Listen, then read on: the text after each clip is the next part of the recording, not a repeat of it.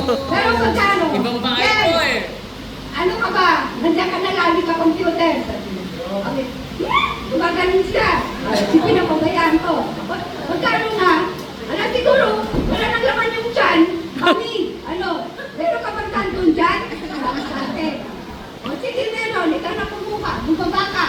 Kumuha ka doon sa kabinet. Ay, si Miguel. Si Miguel, hindi masyadong nakikipag, ano yan? Kontra.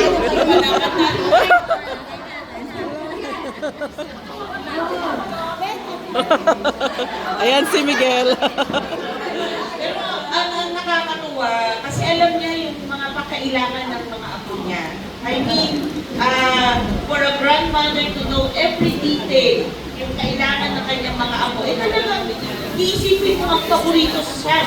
Bawat isa sila, iniisip nila sila ang paborito.